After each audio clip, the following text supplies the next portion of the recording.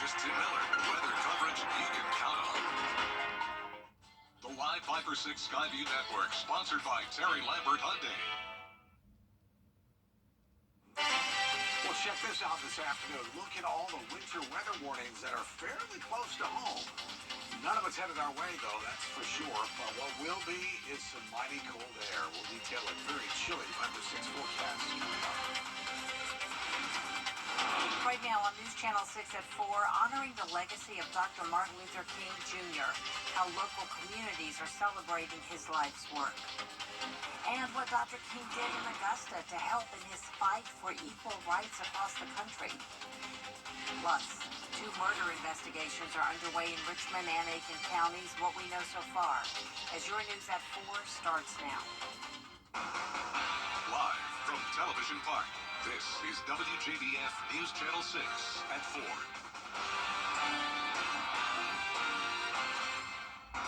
Good afternoon, everyone. I'm Jenny Montgomery. Brad's off today. Thank you for joining us. Dr. Martin Luther King Jr. Day is celebrated on the third Monday of January every year after President Ronald Reagan signed the King Holiday Bill into law back in 1983. Today is King's actual birthday. He would have turned 95 years old. After his death, his wife, Coretta Scott King, established the King Center. That was back in 1968. This year, the center's theme is shifting the cultural climate through the study and practice of Kingian nonviolence. Dr. King's legacy lives on streets. He lives on today in streets, parks, and museums named in his honor. One of the qualities the civil rights leader was best known for was acts of service. That's why Mayor Garnett Johnson, along with local nonprofits, came together for a day of service. Here's Graham Lee. For his second annual MLK Service Day, Mayor Johnson and his staff partnered with community members and nonprofits to serve the community here at the Master's Table Soup Kitchen. The mayor's staff partnered with Golden Harvest Food Bank, Project Refresh, the Dental College of Georgia, and the Medical College of Georgia. They all work together to provide showers, healthcare screenings, and a hot meal to the needy. Mayor Johnson says 1 in 9 adults have food insecurity, and efforts like this will help change that.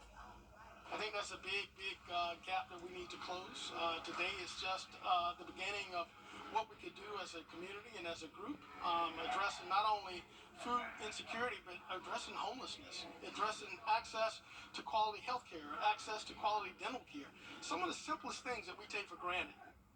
The mayor says serving the community has the power to unite people no matter their background, which is just what Dr. King stood for. In Augusta, Graham Lee, WJBF, News Channel 6. As we continue to celebrate the life of Dr. King, we're learning more about several stops he made to churches in Augusta. Kim Vickers reports. I have a dream. Dr. Martin Luther King Jr. was born on January 15, 1929 in Atlanta. Father Louis Bowler, a lifelong friend of the King family, says that both he and Dr. King were called Junior by their families. He was going to go to Morehouse, and I was at Hampton. There was confusion when someone called the Junior. So I dubbed him Morehouse, and he dubbed me Hampton. In the 60s, King became a strong face of the civil rights movement. Father Bowler went with him to many marches, including Selma in 1965. And they were singing, "We Shall Overcome," and you could see King was not into it, and I grabbed him by the lapels. I said, "Morehouse, what in the hell is wrong with you?" I said, "The people who are behind us, they're scared to death. Well, if they see you like this, they're really going to panic." And he said, "Okay, Hampton, we'll move on." And he pulled himself together. Dr. King made at least 2 stops in Augusta. The first was at Tabernacle Baptist Church in 1962, the second in March of 1968, 2 weeks before he was assassinated. Reverend B.I. Vernon at Beulah Grove Baptist Church agreed to host Dr. King. Reverend Xavier Creekmer is the current pastor. He says Reverend Vernon was happy to have Dr. King in his church. Taking the opportunity to have Dr. King speak here was something that he saw as necessary. Hearing the voice of one who was identified as the drum major for justice was so prominent. It was also a chance to say, hey, we need to be heard and we need to hear. For his second scheduled visit, Dr. King's flight into the Augusta airport was 3.5 hours late. He even spoke about being kind of ashamed to even face those who had come and were expecting him to come and speak. because of the delay and how long it took before he finally arrived. During the visit, Dr. King gave a shorter than normal speech, just 10 minutes. He shared how he was traveling the country hoping to drum up support for his Poor People's Campaign march that was coming up in Washington, D.C., a march he never lived to lead. And he shared the exhaustion of that trip, but how much they were intentional about getting to many of the places so they could talk about freedom. They could talk about the racial inequalities, the poverty that was stricken in America. I want to go to heaven when I die, to hero Jordan Road. 2 weeks later, Dr. King was gunned down on the balcony of the Lorraine Motel in Memphis. Father Bowler says that after surviving beatings and assassination attempts, Dr. King told him he knew he wouldn't make it to old age. You know, his house had been bombed several times, and he knew it was just a matter of time, sure. He didn't want to die, but he knew that it was almost inevitable. So he didn't stop his mission because he feared for his life. For more on Dr. King, his last visit to Augusta, and his lifelong friendship with Dr. Bowler, just find this story on our website, WJBF.com. And we have a programming note for you. Tonight, you can learn more about Dr. King's family. WJBF will air a special presentation, A Granddaughter's Dream, featuring Dr. King's only granddaughter carrying on his legacy. It's tonight at 7, right here on News Channel 6. Time now for our first check of the forecast with our chief meteorologist. Again, all coming up in just a few minutes. Jenny? Tim, we do appreciate it. Thank you. The Aiken County Department of Public Safety is investigating the death of 2 people. It happened this morning at the Murphy's USA gas station on Richland Avenue. Investigators say a man came into the store and shot his wife. They believe this was a murder-suicide. Witnesses say an off-duty officer at a nearby car wash came over to help. She screamed, a woman know when a woman is in need. So I asked, I said, you need me to dial 911? And she said, yes. So I dialed 911, and it was a couple of other guys that came over. So the next thing you know, I'm waiting for the police to come. Everybody waiting. And so when he heard the police coming, he just shot her. He had the gun in his jacket. To her stomach, he just shot her. And then he was getting ready to run, and then the man caught him and was trying to hold him, but he couldn't hold him, and shots was just firing off. And the next thing you know, he ended up shooting his own self in the head. And I just cried like a baby. Domestic violence is no joke. It's for real. Both the woman and her husband died. Captain Martin Sawyer says this was a targeted shooting and the public is not in danger. SLED is also investigating. And in Richmond County, we now know the identities of 2 people found dead in a home. According to the Richmond County coroner, 41-year-old Rebecca Williams was shot and killed inside a home on Holden Drive. 43-year-old Michael Williams was also found from what appears to be a self-inflicted gunshot wound. Both died at the scene last night. Autopsies will be performed. The Richmond County Sheriff's Office needs your help finding a missing man. 31-year-old Demon Parrish was last seen on January 8th. At the time, he was on Mill Street wearing a black jacket and pink sweatpants. A $10,000 reward is being offered to anyone who can help find this man. If you know where he is, please call the Sheriff's Office or the numbers on your screen. Queendom Motivators Incorporated is a nonprofit organization based in Thompson. These women are all about supporting their community and will meet the president tomorrow on Jenny. The members are committed to facilitating networking opportunities and conducting workshops on everything from finances to mental wellness and education. They also have an award show coming up to celebrate community accomplishments, an event that is all about love and unity. We already are so separated with religions and politics and everything else.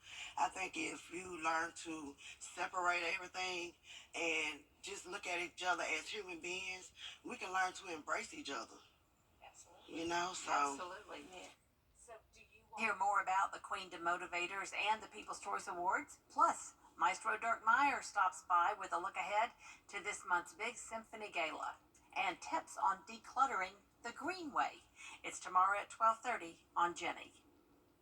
The Richmond County School System was recently awarded a $9.8 million grant to fund 25 new electric school buses from the EPA. The school system will work with partners at the EPA and Georgia Power to set up infrastructure for the clean school buses from the Richmond County School System project. Once the electric buses are received, more than 10% of the school system's bus fleet will be clean energy. Coming up, why you should ditch the term cheat day.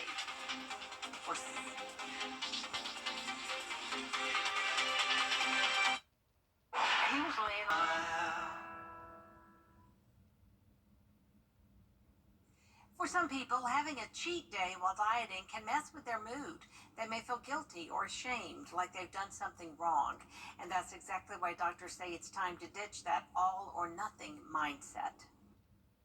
Sometimes we need to give ourselves a break. We need to recognize that we're human and recognize that we're not going to be perfect in our dietary patterns each and every day.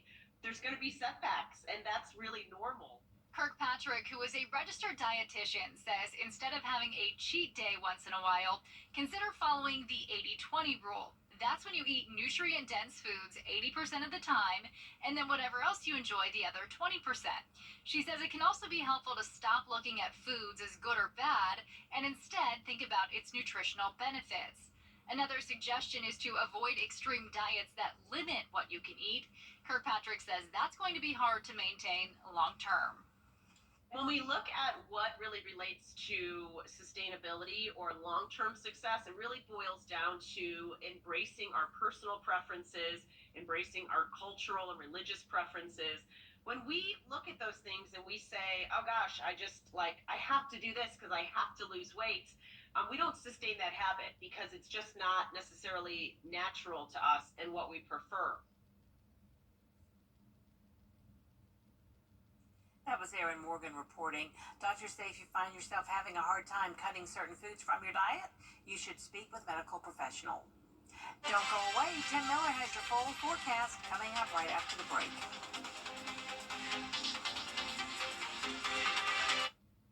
I'm Attorney Jim.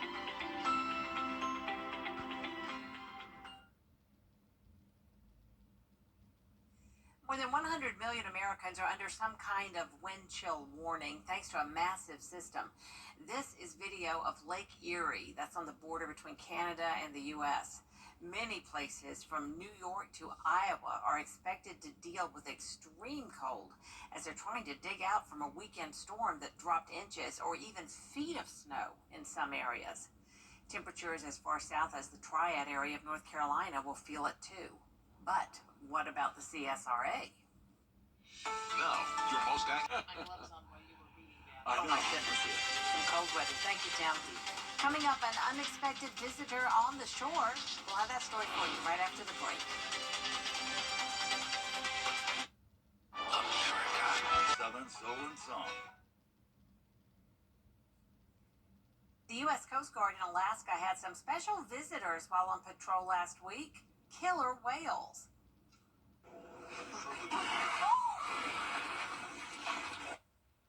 The crew patrolling the Tongass Narrows spotted a pod of orcas. The Coast Guard caught their encounter on video. An excited crew member could be heard gasping as the orca breached right next to their boat. There is more coverage you can count on coming up at 4:30, including Republican voters heading to the polls in the first caucus in the nation in Iowa. But will the cold temperatures impact turnout?